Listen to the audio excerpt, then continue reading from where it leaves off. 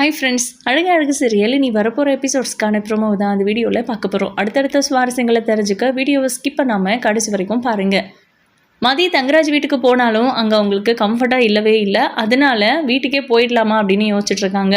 அதாவது அவங்க சுரேஷ் வீட்டுக்கே போகணும்னு நினைக்கிறாங்க. மலர் கொடுத்த அந்த கம்ஃபர்ட்டு வேறு யார்கிட்டையும் கிடைக்காது அப்படின்னு யோசிச்சுட்ருக்காங்க. இப்போ கதவு தட்டுற சத்தம் கேட்குது. ஒரு மாதிரியாக இருக்கு அவங்களுக்கு. யார் அப்படின்னு கேட்குறாங்க. வீட்டில் இருக்கிறது நான், என் புருஷன், பிள்ளைங்க. யார் கதவு தட்ட போகிறாங்க அப்படின்னு கேட்குறாங்க. அதுக்கப்புறம் கதவை திறக்கிறாங்க. என்னாச்சு மதி, நீ கம்ஃபர்ட்டாக இல்லையா இங்கே அப்படின்னு கேட்குறாங்க. அதெல்லாம் ஒன்றும் இல்லை, நான் கம்ஃபர்ட்டாக தான் இருக்கேன் அப்படின்னு போய் சொல்கிறாங்க. எனக்கு நல்லா புரியுது, நீ போயிட்டு குளிச்சுட்டு ஃப்ரெஷ்ஷப் ஆகிட்டு வா, அதுக்கப்புறம் நம்ம பேசலாம் அப்படின்னு சொல்லிட்டு ரேவதி கீழே போயிடுறாங்க. மதி பார்த்தீங்கன்னா அவங்க கதவை லாக் பண்ணுறாங்க. ரேவதிக்கு அவங்க கதவை லாக் பண்ணுற சத்தமே ஒரு மாதிரி பயத்தில் இருக்காளோ மதி அப்படிங்கிற மாதிரி தோணிட்டுருக்கு. மதி கீழே வராங்க, ட்ரெஸ்லாம் சேஞ்ச் பண்ணிவிட்டு. என்ன மதி, உனக்கு இங்கே இருக்க பிடிக்கலையோ அப்படின்னு கேட்குறாங்க ரேவதி. இது தானுங்க மேலேயும் கேட்டிங்க அப்படின்னு மதி ரொம்ப பொலைட்டாக பேசுகிறாங்க. நீ எவ்வளோ சாஃப்டாக பேசுகிற, பார்த்தா ரொம்ப அமைதியான பொண்ணு மாதிரி தெரிகிற, ஆனால் கோவம் வந்தால் என்ன பண்ணுறேன்னு உனக்கே தெரிய மாட்டேங்குதா, உனக்கு ஏதாவது வியாதியா அப்படின்னு சொல்லி கேட்குறாங்க. மதி லைட்டாக முறைக்கிறாங்க. ஐயோ முறைக்காத, நிஜமாவே உன்னோட கோவம் ரொம்ப பயங்கரமாக இருக்குது. நான் உன்னை கிண்டல் பண்ணுறதுக்காக தான் அப்படி பேசினேன், நீ எதுவும் தப்பாக எடுத்துக்காத அப்படின்னு ரேவதி சொல்லவும் மதி சிரிச்சிடுறாங்க. அதுக்கப்புறம் அப்பா சிரிச்சிட்டேன், வா உட்காரு அப்படின்னு கூப்பிட்டு போய் உட்கார வச்சுட்டு காஃபி எடுத்துகிட்டு வந்து கொடுக்குறாங்க. இல்லை நான் காஃபி குடிக்க மாட்டேன் அப்படின்னு, நான் காஃபி ரொம்ப சூப்பராக போடுவேன், குடிச்சு பாறேன் அப்படின்றாங்க. சரி ஓகே அப்படின்ட்டு காஃபி எடுத்து குடிக்கிறாங்க. அவங்களுக்கு பிடிச்சிருக்கு, ஆனால் எனக்கு இந்த காஃபி ரொம்ப பிடிச்சிருக்கு, இந்த டேஸ்ட்டு என்னை ரொம்ப ரொம்ப இம்ப்ரெஸ் பண்ணது தான், பட் நான் டீ காஃபி எல்லாம் எடுத்துக்கிறதில்ல அப்படின்னு சொல்கிறாங்க. ஓ அப்படியா, டயட்டா அப்படின்னு கேட்குறாங்க. அப்படி தான் வச்சுக்கோங்களேன் அப்படின்னு சொல்கிறாங்க. நல்ல விஷயம் தான் அப்படின்னு சொல்லிட்டு கிச்சனுக்கு போகிறாங்க. அவங்க வந்து ஏதோ வேலை பார்த்துட்டு இருக்காங்க. மதியம் அவங்களுக்கு ஹெல்ப் பண்ணலான்னு போகும்போது, ஆமாம் நீங்கள் டயட்லாம் ஃபாலோ பண்ணுறது இல்லையா அப்படின்னு கேட்குறாங்க. இல்லை அப்படின்னு. அப்புறம் எப்படி இவ்வளோ ஸ்லிம்மாக மெயின்டைன் பண்ணுறீங்க அப்படின்னு கேட்கவும், வீட்டு வேலை எல்லாமே நானே தான் செய்வேன், இந்த வீட்டில் வேலைக்காரங்களே இருக்க மாட்டாங்க, அது நோட் பண்ணியிருக்கியா நீ அப்படின்னு சொல்லி ரேவதி ரொம்ப சிரிச்சுக்கிட்டே பொலைட்டாக பேசுகிறாங்க. இதை பார்க்கும்போது அவங்களுக்கு மலர் ஞாபகம் வந்துடுச்சு. ஒரு மாதிரி டல்லாக ஆகிடுறாங்க. என்னாச்சு, ஏன் டல் ஆகிட்ட அப்படின்னு. எனக்கு வீட்டுக்கு போகணும் போல இருக்குது அப்படின்றாங்க. ஏன் உங்கள் அப்பாவையும் அம்மாவையும் மிஸ் பண்ணுறியோ, உன்னோட குட்டி தங்கச்சி இருக்கால அவளை மிஸ் பண்ணுறியோ அப்படின்னு கேட்குறாங்க. இல்லை நான் அவங்கள மிஸ் பண்ணுறேன், அந்த வீட்டை மிஸ் பண்ணுறேன் அப்படின்னு சொல்கிறாங்க. என்ன சொல்கிற நீ, எங்கள் வீட்டை மிஸ் பண்ணுறியா, யாரை மிஸ் பண்ணுற அப்படின்னு கேட்குறாங்க. அவங்கள தான் அப்படின்னு. அண்ணியவா அப்படின்னு கேட்குறாங்க. ஆமாம் அப்படின்னு லேசாக தலையாடுறாங்க. அதானே பார்த்தேன், மலர் அண்ணி மாதிரி அந்த வீட்டில் வேறு யாருமே உன்னை நல்லா பார்த்துருக்க முடியாதே அப்படின்றாங்க. ஆமாம் அவங்கக்கிட்ட நான் ரொம்ப ஹர்ட் பண்ணுற மாதிரி பேசிட்டேன், அவங்களுக்கு ரொம்ப கஷ்டமாக இருக்கும் அப்படின்னு, நான் ஃபோன் பண்ணி தரேன் பேசுறியா அப்படின்றாங்க. அவங்க என்கிட்ட பேச மாட்டாங்கன்னு. அதெல்லாம் பேசுவாங்க இரு அப்படின்னு சொல்லி ரேவதி மலருக்கு கால் பண்ணுறாங்க. அவங்க ரொம்ப பிஸியாக இருக்காங்க, ஃபோன் எடுக்கல. மறுபடியும் பண்ணவும் என்னவோ தெரியல, ரேவதி கால் பண்ணுறா. அங்கே ஏதாவது பிரச்சனையாக இருக்குமா, மதியம் அங்கே ஏதாவது பேசியிருப்பாளா இருக்குமா அப்படின்னு யோசிச்சுட்டு வீட்டில் இருக்கிற யாருக்கும் தெரியாமல் ரூமில் போய் கதவை சாத்திக்கிட்டு, சொல்லு ரேவதி, நான் இந்த டைமில் டின்னர் ரெடி பண்ணிட்டு இருப்பேன், பிஸியாக இருப்பேன்னு தெரியாதா, அதுவும் கால் பண்ணிகிட்டே இருக்க, ஏதாவது பிரச்சனையா அப்படின்னு. ஓ நான் திரும்ப கால் பண்ணவும் பிரச்சனை நினச்சிட்டிங்களா நீ, அதெல்லாம் ஒன்றும் இல்லை, நான் நல்லா தான் இருக்கேன், இங்கே எந்த பிரச்சனையும் இல்லை அப்படின்னு. ஆமாம் மதி எங்கே இருக்கா அப்படின்னு கேட்குறாங்க. அதுதானே போடு அப்படின்றாங்க. என்னாச்சு உனக்கு, ஏன் அப்படி பேசுகிற அப்படின்னு கேட்குறாங்க மலர். இல்லை இப்போ தான் மதியம் உங்களை ரொம்ப மிஸ் பண்ணுறதா என்கிட்ட சொன்னா, உங்ககிட்ட பேசுறதுக்கு அவளுக்கு ஒரு மாதிரி இருக்கான், அவள் தான் உங்களை ஏதோ சொல்லிட்டாலாமே, அதே நேரம் நீங்கள் அவகிட்ட பேச மாட்டீங்க அப்படின்னு அவளாக நினச்சிட்டு இருக்கா. நீங்கள் பேசுகிறீங்களா, ஃபோன் கொடுக்கவா, நீங்களும் அதே மாதிரி மதியை கேட்குறீங்க ஃபோன் பண்ண உடனே, அவ்வளோ பிரியம் இல்லை உங்களுக்கு ஒருத்தர் மேலே ஒருத்தர் அப்படின்னு சொல்கிறாங்க. இல்லை நான் கொஞ்சம் வேலையாக இருக்கேன், அப்புறம் பேசுகிறேன்னு சொல்லிடு அப்படின்னு ஃபோனை கட் பண்ணிடுறாங்க. நான் சொன்னேன்ல அப்படின்றாங்க மதி. அண்ணியோட கோவம் எல்லாம் 2-3 நாள் தான், அளவுக்கு அதிகமாகவே அண்ணி அவ்வளோதான் கோவப்படுவாங்க, நீ அதெல்லாம் யோசிக்காத, பேசிடுவாங்க, நீ இங்கேருந்து அங்கே போகும்போது அண்ணி அவங்க கூட பேச வைக்க வேண்டியது என்னோட பொறுப்பு சரியா அப்படின்னு சொல்கிறாங்க. சரி அப்படின்னு சொல்லிட்டு மதி சிரிக்கிறாங்க. சரி இங்கே ஏன் நின்றுட்டுருக்க, போ, இன்னைக்கெல்லாம் ரொம்ப அலைச்சலாக இருந்திருக்கும் உனக்கு, போலீஸ் ஸ்டேஷன் அது இதுன்னு போய் இப்போ தான் எங்கள் வீட்டுக்கு கூட்டிகிட்டு வந்திருக்கேன், 2-3 நாளாக உனக்கு வீட்டில் கண்டினியூவாக ஏதாவது ஒரு திட்டு விழுந்துகிட்டே இருந்திருக்கும், பிள்ளைங்க கூட போய் டைம் ஸ்பெண்ட் பண்ண ஜாலியாக இருக்கும், அவள் நிறைய குட்டி ஸ்டோரி எல்லாம் சொல்லுவாள், ஆனால் லாஜிக்கே இருக்காது, அதெல்லாம் கேட்டு சிரிச்சிட்ரு அப்படின்னு சொல்லி மதியம் அனுப்பிடுறாங்க. ரேவதி சமையல் வேலையெல்லாம் முடிச்சுட்டு தங்கராஜ் கூப்பிடுறாங்க. சாப்பாடு ரெடி ஆயிடுச்சு, நீங்கள் சாப்பிட வரலாம் அப்படின்னு. அவர் வந்து போயிட்டு நான் குளிச்சுட்டு வந்துடுறேன்னு அவர் ட்ரெஸ்லாம் சேஞ்ச் பண்ணிட்டு வராரு குளிச்சுட்டு. அப்போது மதியை பார்த்து, என்னம்மா பசிக்கலையா அப்படின்னு கேட்குறாங்க. பசிக்குது தான் அப்படின்னு சொல்கிறாங்க. சரி சுரேஷ் இன்னும் கொஞ்ச நேரத்தில் வந்துடுவான், எல்லாரும் ஒன்றா உட்காந்து சாப்பிடலாம் அப்படின்னு. இல்லை எனக்கு பசிக்குது, நான் சாப்பிட்றேன் அப்படின்னு சொல்லிட்டு அவங்க பாட்டுக்கு சாப்பிட ஆரம்பிச்சிடுறாங்க. இப்போ தங்கராஜ் நம்ம ரேவதி கிட்ட கண் அசைக்கிறாரு. சாப்பிட வேண்டாம்னு சொல்லு, சுரேஷ் வந்த அப்புறம் சாப்பிடணும்னு சொல்லி கொடு அப்படின்றாங்க. அவங்களுக்கு புரியுது அதுதான் சொல்றாங்க அவங்க அப்படின்ட்டு. அதனால நம்ம ரேவதி இருந்துட்டு, மதி அவன் வந்த அப்புறம் சாப்பிடலாமே, ஏன் நீ தனியாக உட்காந்து சாப்பிட்ற அப்படின்றாங்க. அவங்க வேணா அவங்க 2 பேரும் ஒன்றா சாப்பிட்டுக்கிட்டோம், நம்ம 2 பேரும் சாப்பிடலாம், வாங்க நீங்களும் உட்காருங்க அப்படின்னு. இல்லை எனக்கு இப்போ பசிக்கல, நான் அப்புறம் சாப்பிட்டுக்கிறேன்னு சொல்லி ரேவதி கிச்சனுக்கு போயிடுறாங்க. தங்கராஜுக்கு கோவமாக வருது மதி மேலே. இருந்தாலும் அவங்க 2 பேருக்குள்ள எதுவும் அண்டர்ஸ்டாண்டிங் இல்லை போல இருக்கு. இன்னுமே அவங்க பிரிஞ்சு தான் வாழ்ந்துட்டு இருக்காங்க அப்படிங்கிறத தங்கராஜ் கொஞ்சம் கெஸ் பண்ணிட்டு இருக்காரு. இப்போ நம்ம மதி பாத்தீங்கன்னா அந்த குட்டி பாப்பா கூட பேசி விளையாடிட்டு இருக்காங்க. ரொம்ப நேரம் ஆகியும் சுரேஷ் வரவே இல்லை. சரி பசிக்குது நாமளும் சாப்பிடலாம் அப்படின்னு தங்கராஜ் சாப்பாடு எடுத்து வைன்னு சொல்றாரு. அவங்களும் சாப்பிட்டு முடிச்சிடுறாங்க. இப்போ பார்த்தீங்கன்னா நம்ம மதி ரேவதி கூட ஏதாவது ஹெல்ப் பண்ண முடியுமா அப்படின்னு கிச்சனில் போய் பார்க்குறாங்க. அவங்க எல்லா வேலையும் முடிச்சுட்டு வெளியே வராங்க. நான் உங்களுக்கு ஏதாவது ஹெல்ப் பண்ண முடியுமான்னு பார்த்தேன் அப்படின்றாங்க. அதெல்லாம் ஒன்றும் வேணாம், நீ இந்த வீட்டுக்கு இன்றைக்கி வந்து கெஸ்ட்டு, நாளைக்கு வேணும்னா நான் உனக்கு வேலை கொடுக்குறேன், நீங்கள் இருக்கிற வரைக்கும் எனக்கு ஏதாவது ஹெல்ப் பண்ண முடிஞ்சா பண்ணு அப்படின்னு. ஆமாம் இவ்வளோ பெரிய வீட்டை நீங்கள் எப்படி இவ்வளோ நீட்டாக மெயின்டைன் பண்ணுறீங்க அப்படின்னு கேட்குறாங்க. அப்படி மெயின்டைன் பண்ணலன்னா எங்களுக்குள்ளே சண்டை வரும், அவர் என்னை கொஸ்டின் பண்ணுவார், பார்த்து பார்த்து கட்டின வீடு நல்லா க்ளீனாக வச்சுக்கணும்ல அப்படின்றாங்க. சரி அதுக்காக அப்படின்னு. அதுக்காகனா நம்ம வீட்டை நம்ம தானே சுத்தமாக வச்சுக்கணும். ஆமாம் எங்கள் அம்மா வீட்டில் யார் வீட்டெல்லாம் சுத்தம் பண்ணுவாங்க அப்படின்னு. யார் ஒருத்தவங்க மட்டும்தானே அந்த வீட்டில் எல்லா வேலையும் செய்வாங்க அப்படின்னு. அந்த வீட்டுக்கு நீ வந்து கொஞ்ச நாள் ஆச்சுல்ல, நீ எந்த வேலையும் செய்ய மாட்டியா அப்படின்னு கேட்குறாங்க. தெரிஞ்ச அளவுக்கு அவங்களுக்கு ஹெல்ப் பண்ணுவேன், ஆனால் அவங்க எனக்கு ரொம்ப சப்போர்ட்டிவாக இருந்தாங்க, அவங்கக்கிட்ட நான் அப்படி பேசியிருக்கக்கூடாது அப்படின்னு வருத்தப்படுறாங்க. மறுபடியும் ஆரம்பிச்சிட்டியா, அதான் சொன்னல இங்கேருந்து நீ போகும்போது மலரணி கூட நீ பேசுவ, அவங்களும் கூட பேசுவாங்க, அந்த மாதிரி ஒரு சுச்சுவேஷனை நான் க்ரியேட் பண்ணுறேன், என்ன நம்பு அப்படின்னு சொல்கிறாங்க. கிட்டத்தட்ட நீங்களும் அவங்கள மாதிரி தான் இருக்கீங்க, வீட்டு வேலை எல்லாத்தையும் எடுத்து போட்டு செய்கிறீங்க, ஆனாலும் கூட உங்களுக்கு கொஞ்சம் கூட கஷ்டம் வெளியே காமிச்சிக்காம நடந்துக்க முடியுது, பட் என்னால் ஏன் அப்படி முடியல அப்படின்னு. அதெல்லாம் நம்ம பழகின விதம் தானே. உங்கள் வீட்டில் நீங்கள் இப்படி தான் இருந்தீங்களா அப்படின்னு கேட்குறாங்க. சேச்சே அந்த வீட்டிலலாம் நான் தேவதை மாதிரி இருந்தேன், நான் எது ஆசைப்பட்டாலும் அண்ணன் கிட்ட சொல்கிறதுக்கு முன்னாடியே எனக்கு அண்ணன் வாங்கிட்டு வந்து கொடுக்கணும், அது எப்படி இதெல்லாம் போங்கு அப்படின்றாங்க. அது அப்படி தான் உனக்கு தெரியாதுல்ல, அன்றைக்கி ஒரு நாள் எனக்கும் இவருக்கும் சண்டை வந்துடுச்சு, நான் என்கிட்ட அவர் கோச்சிக்கிட்டாரு, அதான் மலரணி பிறந்த நாளுக்கு நான் வீட்டுக்கு வந்தேன்ல, அதை அவருக்கு சொல்லாமல் வந்துட்டேன், வீட்டில் இருக்கிறவங்க கிட்ட நான் கோவிலுக்கு போகிறேன்னு போய் சொல்லிட்டேன், அந்த விஷயம் அவருக்கு தெரிஞ்சுதான் என்னை கூட்டிட்டு வரதுக்காக வீட்டுக்கு வந்தது. வீட்டுக்கு வந்ததும் பெரிய சண்டையாயிடுச்சு. அப்புறம் ஒரு கோவத்தில் என்னை வீட்டு விட்டு வெளியே போ, விடிய வரையும் வெளியே தான் இருக்கணும்னு சொல்லிட்டாரு. நான் என் அண்ணன் கிட்ட சொல்லவே இல்லை, அவருக்கு எப்படி தப்பா தோணுச்சுன்னு தெரியல, என் அண்ணன் வந்துச்சு தெரியுமா அப்படின்னு சொல்லி அழுகுறாங்க. இவர் உங்களை வீட்டை விட்டு வெளியே அனுப்புனாரா அப்படின்னு கேட்குறாங்க. ஆமா மதி உனக்கு தெரியாதுல்ல, இவர் வெளியே தான் நல்லவர் மாதிரி காமிச்சுப்பாரு, உள்ளுக்குள்ள அவர் ரொம்ப ஸ்ட்ரிக்ட், அவர் சொல்ற மாதிரி நடந்துக்கிட்டா எல்லாமே பண்ணுவாரு. அவர் ஒரு வேளை சொல்லாததையோ அவருக்கு பிடிக்காததையோ நான் செஞ்சுட்டேன்னா அவ்வளவுதான், என்னை எதிரி மாதிரி ட்ரீட் பண்ணுவார். சின்ன விஷயத்துக்கு கூட நான் சாரி கேட்டணும், சாரி கேட்கலன்னா கண்டிப்பாக சண்டை தான், அதனால் வீட்டில் இருக்கிறவங்க எல்லாருமே வருத்தப்படுவாங்கன்னு சொல்லி நான் அப்படியே பழகிட்டேன் அப்படின்றாங்க. அது எப்படி உங்கள் அண்ணி மாதிரியே இருக்கீங்க, உங்கள் வீட்டுக்கு ஒரு பொண்ணு வந்து கஷ்டப்படுறாங்க, அதே மாதிரி நீங்கள் இன்னொரு வீட்டில் வந்து கஷ்டப்பட்டுட்டு இருக்கீங்க அப்படின்னு சொல்லிட்டு மதி சொல்லிட்டு இருக்காங்க. இதை கேட்டு ரேவதிக்கு சிரிப்பு தான் வருது. இதெல்லாம் பழகிருச்சு, நம்ம புகுந்த வீடும் பிறந்த வீடும் ஒரே மாதிரி இருக்காது. அந்த வீட்டில் நான் தேவதை மாதிரி இருந்தேன், இங்கே வந்து வேலைக்காரி மாதிரி இருக்கேன், ஆனாலும் என்ன பண்ண முடியும், பொறுப்புகள்னு ஒன்று இருக்குல்ல, என்னதான் வேலைக்காரியை வச்சு இவ்வளோ பெரிய வீட்டில் செய்யக்கூடாதா அப்படின்னு நினச்சாலும் என் பிள்ளைங்களுக்கும் என் புருஷனுக்கும் நான் செய்கிற மாதிரி வருமா அப்படின்னு நினச்சிக்க வேண்டியது தான். என்ன இருந்தாலும் சுரேஷ்க்கும் உனக்கும் பிடிக்காம கல்யாணம் நடந்துச்சு, கொஞ்ச நாள் ஆகும், அந்த டைம் அவங்க கொடுக்காம விட்டுட்டாங்க, அதுதான் அவங்களோட தப்பு, பட் நீயும் சீக்கிரமாகவே அந்த வீட்டுக்கு தகுந்த மாதிரி மாறிக்க பாருன்னு. இல்லை வாய்ப்பே இல்லை, அவங்க எல்லாரும் தான் எனக்கு தகுந்த மாதிரி மாறணும் அப்படின்றாங்க. ஏன் அப்படி சொல்கிற அப்படின்னு நீங்களே சொல்லுங்கள், அவங்க நடந்துக்கிறது எல்லாமே கரெக்டா, நீங்கள் அந்த வீட்டு பொண்ணு தானே, ஒருவேளை நீங்கள் என் இடத்துல இருந்திருந்தா எப்படி நடந்துட்டு இருந்திருப்பீங்க அப்படின்னு அட்ஜஸ்ட் பண்ணிட்டு இருந்திருப்பேன் அப்படின்றாங்க. அந்த அட்ஜஸ்ட்மெண்ட் தான் எனக்கு வராது, நான் சரியாக இருந்தால் அது யார் சொன்னாலும் செஞ்சிருவேன், பெரியவங்க சின்னவங்கிற ஈகோலாம் கிடையாது. அதே மாதிரி அவங்க செய்கிறது அவங்க பேசுறது தப்புனா அது என்னால் கேட்காம இருக்க முடிய மாட்டேங்குது, அது என்னோட பழக்கம், நான் பழகினது அப்படி, நான் வேணா கொஞ்சம் பேசாமல் இருக்க ட்ரை பண்ணுறேன், மற்றபடி அவங்க சொல்கிறத எல்லாத்தையும் கேட்டுக்கிட்டு அடங்கி போகிற மாதிரியான ஒரு வாழ்க்கையெல்லாம் என்னால் வாழவே முடியாது, நீங்கள் வேணா பாருங்கள், உங்களையும் நான் மாற்றுறேன், உங்கள் அண்ணியையும் நான் மாற்றி காட்டுறேன் அப்படின்னு சொல்கிறாங்க. அதெல்லாம் நடக்கிற கதையா விடு அப்படின்னு சொல்லிட்டு, இன்னும் என்ன இங்கே உட்காந்துக்கிட்டு இருக்கீங்க அப்படின்னு கேட்குறாங்க. போயிட்டு ரூமெல்லாம் அரேஞ்ச் பண்ணப்போ பிள்ளைங்களை தூங்க வை அப்படின்னு சொல்கிறாங்க.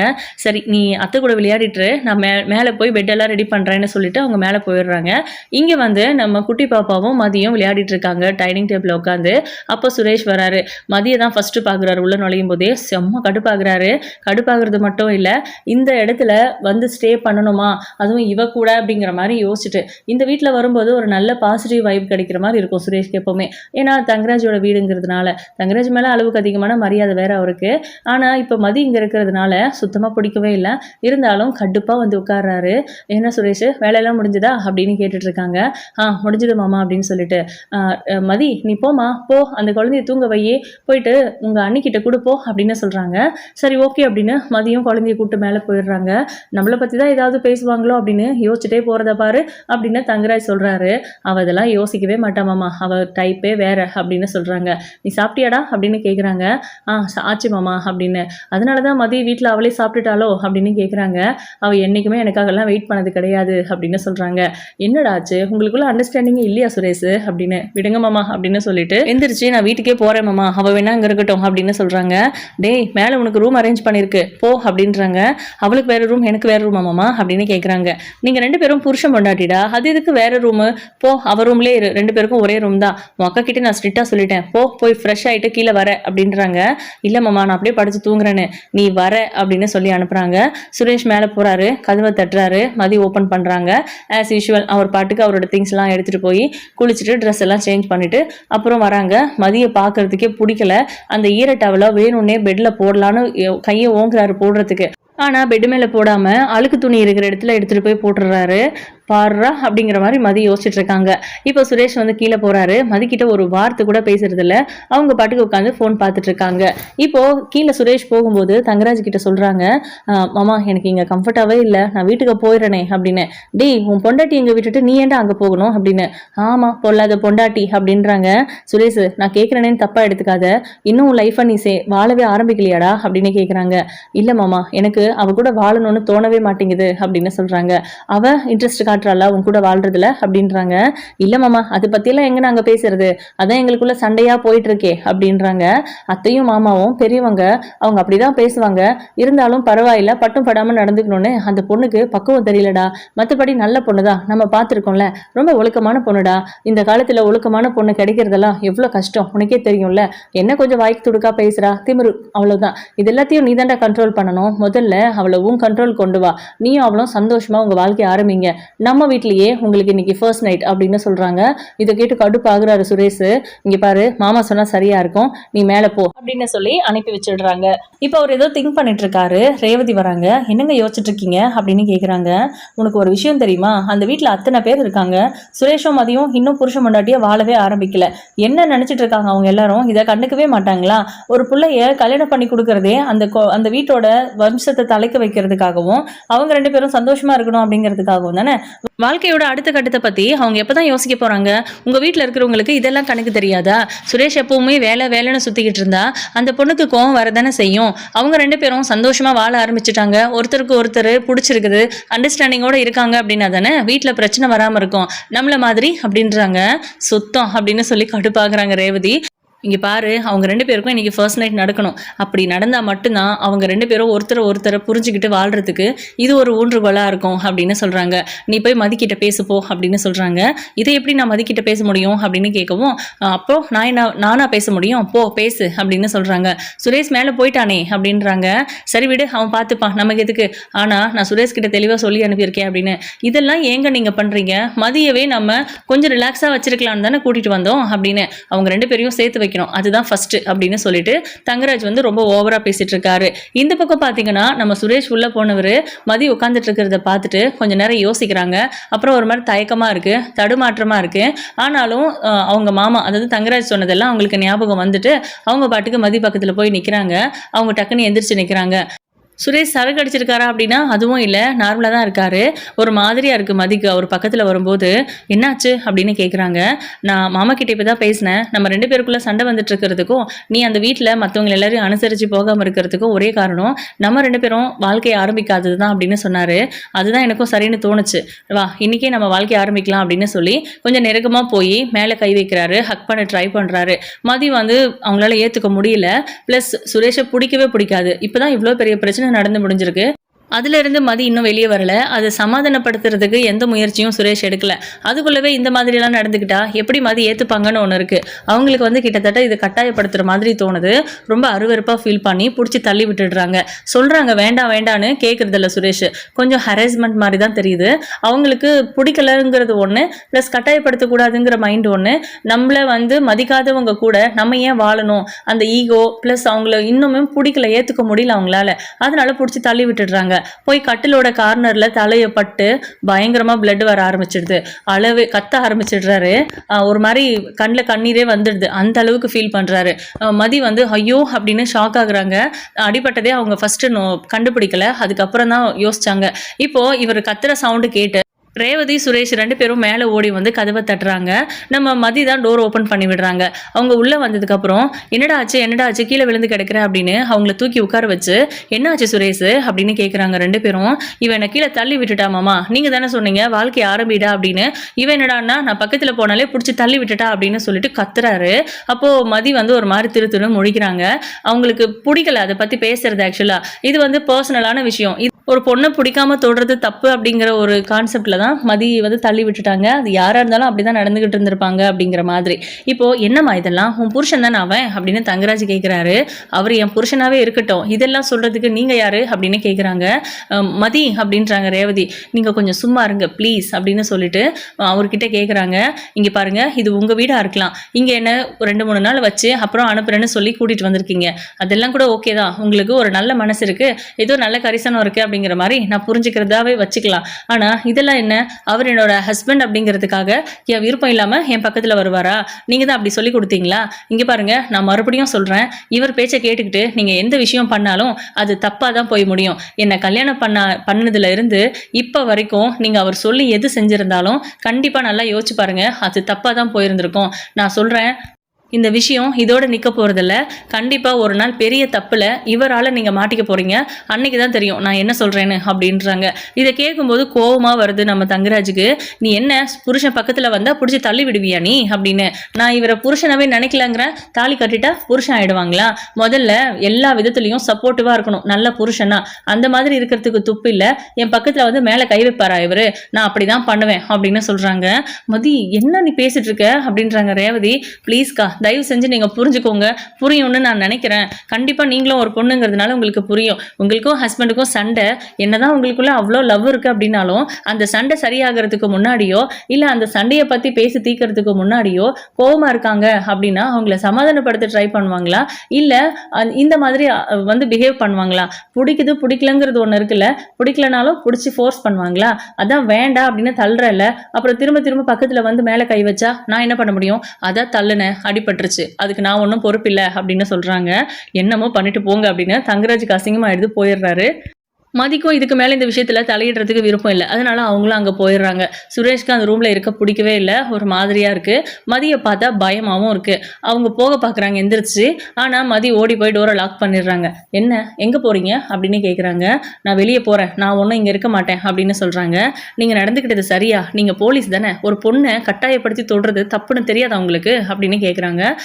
மாமா தான் அப்படி சொன்னார் அப்படின்னு. மாமா சொன்னாருன்னா நம்ம வீட்டில் அத்தனை நாள் நம்ம 2 பேரும் ஒரே ரூமில் இருந்தோம், ஒரு நாள் கூட உங்ககிட்ட இந்த மாதிரியான ஒரு பிஹேவியரை பார்த்ததே கிடையாது. நான் அருவருப்பா ஃபீல் பண்ணதும் கிடையாது. நீங்க எந்த விஷயத்துல எப்படியோ, ஆனா இதுல ரொம்ப ஜென்யூன் நினைச்சிட்டு இருந்தேன். ஆனா இதுலயும் நீங்க இவ்வளவு மோசமானவரா இருப்பீங்கன்னு நான் நினைச்சு கூட பார்க்கல அப்படின்றாங்க. ஏய் தயவு செஞ்சு நான் அப்படி நினைச்சிடாது, எனக்கு ஒரு மாதிரி அசிங்கமா இருக்கு, நான் அந்த மாதிரி உங்ககிட்ட நடந்திருக்க கூடாதுதான். என்ன பண்றது, இந்த பிரச்சனையை சரி பண்றதுக்கு மதி கூட நீ சேர்ந்து வாழணும், அப்பதான் உங்க வீட்டை எல்லாம் அவ புரிஞ்சுப்பா, அப்பதான் பிரச்சனை இல்லாம இருக்கும் அப்படின்னு சொன்னாரு. அதை நான் நம்பி அந்த மாதிரி நடந்துக்கிட்டேன், சாரி அப்படின்றாரு. சாரி கேட்குறீங்களா, என்ன ஆச்சரியமா இருக்கு அப்படின்றாங்க மதி. நான் பண்ணது தப்பு தானே, அப்ப சாரி கேட்கணும்ல அப்படின்னு. ஓ நீங்க பண்ணது தப்புன்னு தெரிஞ்சா நீங்க சாரி கேட்டுருவீங்களா அப்படின்னு கேட்குறாங்க. தப்புன்னு தெரிஞ்சா சாரி கேட்க வேண்டியது தானே அப்படின்றாரு. அப்போ என்னை வீட்டை விட்டு வெளியே போன சொன்னது, ஃபோன் பண்ணி மிரட்டினது, என்ன நடந்துச்சுன்னு தெரியாம கண்மூடித்தனமா உங்க அம்மாவுக்கு சப்போர்ட் பண்ணது, இதெல்லாம் சரியா இல்லை தப்பா அப்படின்னு கேட்குறாங்க. அதுவும் ஒரு வகையில் தப்பு தான். ஆனால் எங்கள் அம்மா கிட்ட நீ பேசினது தப்புங்கிறதுனால அது ரெண்டுத்துக்கும் சரியாக போச்சே அப்படின்றாங்க. ஆனால் உங்கள் அம்மா கிட்ட நான் அப்படி பேசலனா அப்படின்னு. என்ன அப்படின்னு கேட்குறாரு. நான் உங்கள் அம்மா கிட்ட அப்படி பேசவே இல்லை, அவங்களா தான் அந்த மாதிரி சீன் கிரியேட் பண்ணாங்க. இன்னொன்று தெரியுமா, அவங்களுக்கு நெஞ்சு வலியே கிடையாது அப்படின்னு சொல்கிறாங்க. ஏய் என்ன நீ என்னென்னமோ சொல்கிற, விட்டா என் அம்மா டோட்டலாகவே நடிச்சாங்கன்னு சொல்லுவ போல இருக்கு அப்படின்னு. ஆமாம், உங்கள் அம்மா நடிச்சாங்க தான். அங்கே நான் பேசினது ஒரே வார்த்தை, நீங்கள் தான் உங்கள் பிள்ளைய எதுவுமே சொல்லி கொடுக்காம வளர்த்து வச்சுருக்கீங்க, எங்கள் வீட்டில் எல்லாமே சொல்லி கொடுத்து தான் வளர்த்துருக்காங்கன்னு சொன்னேன், அவ்வளோதான். மற்றபடி உங்கள் பிள்ளைய பொறுக்கி மாதிரி வளர்த்துருக்கீங்கன்னு சொன்னது. அப்புறம் ஏதோ உங்களுக்கு புள்ள வளர்க்க தெரியலனா எதுக்கு பெற்றுக்கிட்டீங்கன்னு கேட்டேன்னு சொன்னாங்களே, அது அத்தனையும் பொய். உங்களுக்கு என் மேலே கோவம் வரணுங்கிறதுக்காக அப்படி அவங்க சொன்னது. உங்களுக்கு டவுட் இருந்தால் உங்கள் மலர் அண்ணிக்கிட்ட போய் கேட்டு பாருங்க, அவங்க சொல்லுவாங்க. அவங்க மட்டும்தான் இருந்தாங்க, என்ன நடந்துச்சுன்னு அவங்களுக்கு மட்டும்தான் தெரியும் அப்படின்னு சொல்கிறாங்க. அதுக்கப்புறம் தான் சுரேஷ் ஒரு மாதிரி டல்லாக ஆயிடுறாரு.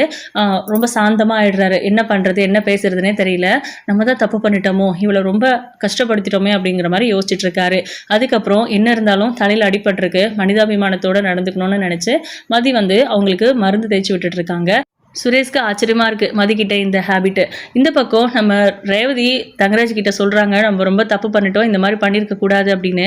இந்த மாதிரி நடந்தாதான் அவங்களுக்குள்ள பேசுறதுக்கு நிறைய விஷயங்கள் இருக்கும், அவங்க பேசணும், கண்டிப்பா சரியாயிடும் பாரு அப்படின்னு சொல்றாங்க. அவங்க சொன்ன மாதிரி தான் இங்கேயும் நடந்திருக்கு. இதுக்கப்புறம் என்னங்கிறத வெயிட் பண்ணி பார்க்கலாம்.